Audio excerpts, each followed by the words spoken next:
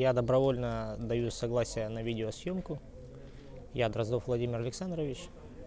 I voluntarily consent to the video recording. I am Drozdov Vladimir Alexandrovich, August 4th, 1984, year of birth, the city of Arkhangelsk. What was your job? Gas operator in the city of Severodvinsk to build a submarine on the NSR. I came to serve last year in the month of August. I watched TV. They promised me at the military registration and enlistment office for a 3-month contract. They promised me short term. Well, as they said, I would carry humanitarian cargo there to Donetsk to Luhansk. Would just stand on the roads and control it so that no one can't go anywhere left and right. Like this. Sign a contract on August 1st in Pechenga, military unit 08275. Well, I did not go for money for anything. I wanted a veteran card, just out of this card. To go on vacation at work in the summer. I'll be idle for 3 months somewhere at a checkpoint and come home. Well, I thought that I will go on vacation in summer for the whole summer. We have long vacations. Now, in terms of harmfulness, it turns out to be 70 days. Plus this 15 days as a veteran. I will be walking for vacation for whole summer. I was disappointed, of course, in these armed forces in our state. It's just that this mobilization, all contracts were terminated. Everything turns out we simply hung. Our contract ended 6 months ago, but we are still here. Because where? Leaves are all prohibited until demobilization.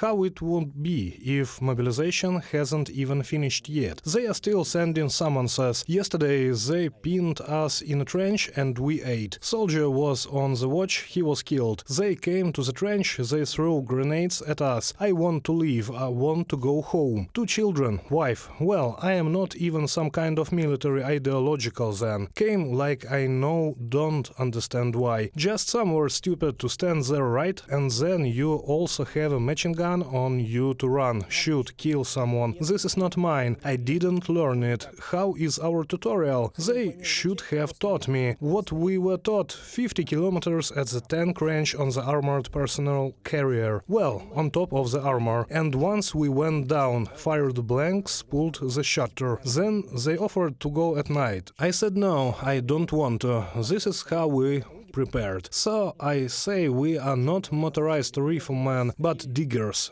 They tried to take us to Vodene. No artillery, no tanks, nothing, just go, no one is there. Intelligence said that there is no one there. Go. The guys came, I was not there, well, with a foreman. Somehow they left me at a place for the delivery of products.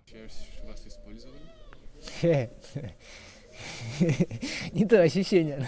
How were you used? Not the feeling, it all was bad. They used us. Why? Why did they do it? I don't know. What do you think? I don't know, they don't care. They live in their own world. About civilians in general, somehow they don't care. I'm not a military man, I had only compulsory military service. When I came here, I thought it was some kind of army. They show on TV that our army is powerful, almost Terminators, and here we are with naked asses running around. Well, in the first 2 weeks we were lucky that the mushrooms grow nearby, so at least we didn't die of hunger. Well, here I realized that yes, there was a city. They took it, demolished it. For what? Why was it taken and just demolished? What is this war? The civilians live there in basements. It just flies on both sides. You won't understand where. Well, so what? And then supposedly they are now restoring this Mariupol. I don't understand. And then yes, and then spend money. And where does the money come from? Again, taxes from ordinary people.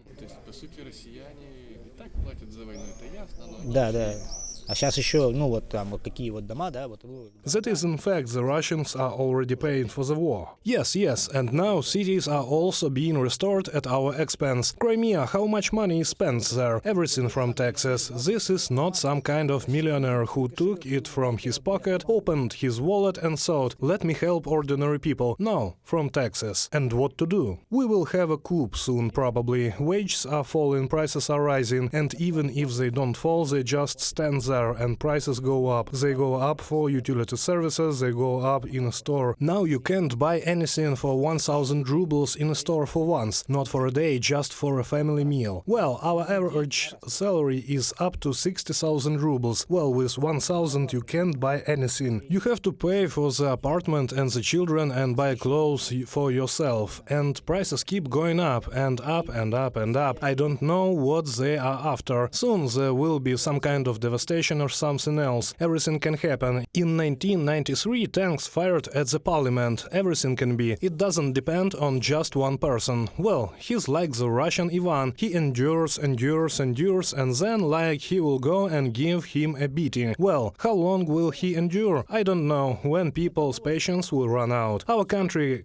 has oil, gas and diamonds, and where is it all? For an ordinary person, it's not ours, but simply state has all it. Where are you putting this money? To your villas offshore? I have not seen a single person who is really like a military man there. In general, rubble. And for me, now this is what is in the army, and who are there now? They are loafers, clumsy. They do not want to do anything and do not know how. They joined the army just to do nothing and drink vodka. They are provided clothed, given housing. Why not leave? Everyone climbs there because they are adequate. Here it is madhouse. This army one, they are pumping it in. But they tolerate it. Why? Because they will not find themselves in civilian life. They will not be able to do anything, they will get a job, they will go to a construction site. They do not want to do this. First, in order to rise somewhere higher from the position of a worker. Why, if you can do nothing, right? Clumsy, of course,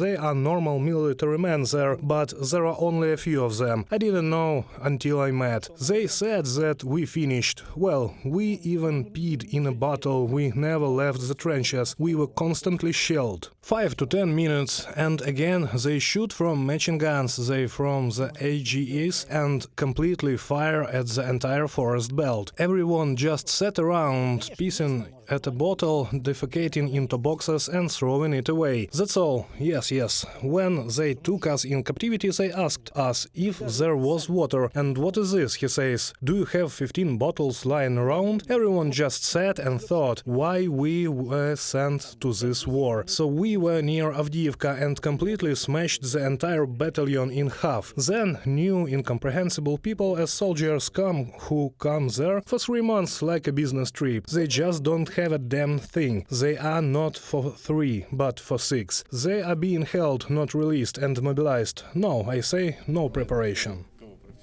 Конечно. Ну, военных нет. Это просто одно название. No professionals? Of course. Well, there is no military, it's just one name. Where are they? Maybe they are already finished? So probably when it just started, they were driven here, they were smashed in the first months probably, and they all ended. That's all. Then let's roll through the bottom of the barrel. Who are the type? Kadyrov's people. Well, when I was at home, I already knew that these were TikTok troops. No, I saw them. I saw a lie. Where did I see them? In Volnovakha, when we went to the store to buy groceries. I saw people walking around. We are all in the dirt, but they are clean. Well, it's funny, of course, to look from the outside when they're for a civilian, they think that they are warriors of Islam. But for us, the military, no. At the front, we didn't see them. Where were they based? Don't know. I saw them in a clean walk. As we also say that they specifically recruit Russians there. The Russians are moving forward, then they shoot from behind, like they all did sweeps for the troops. Well, what do they say? Well, they seem to just come out of the salon, they have been washed, painted, their chest out. Warriors and everyone without machine guns. But it's like a civilian city. Well, the odds didn't seem to be that special. It was then, probably later, when people in general, when mobilization, that people began to induce riots there. First, the wives. So where did they take the men? So they immediately give 200,000 rubles each, no matter where they will serve in Russia, in Ukraine, no matter where the salary is just 200,000. The guys in Pechenga lived for 5 months, they earned 1 million without doing anything. It was like a shooting range, the fires were lit, all and get them too. They seem to have already begun to create a riot, and then they began to pay another 200,000, because the wife said that if there is still, well, adequate, then maybe there will still be there to protect. But what if there is a drunkard or his salary is a penny there, right? And he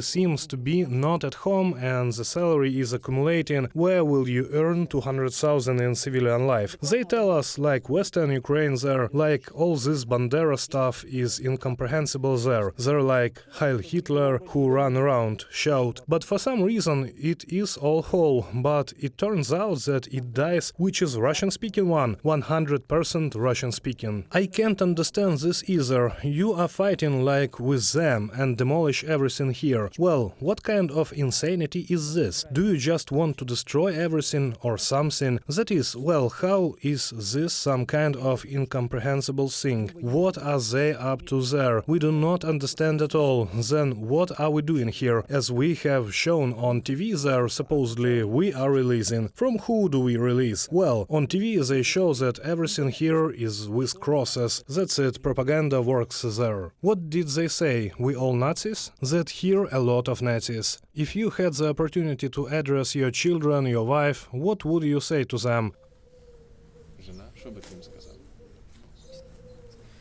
Дебил, так же, как она мне говорит, дебил. I'm a moron, just like she tells me, moron. Why did I go? They have to wait. Пусть ждут.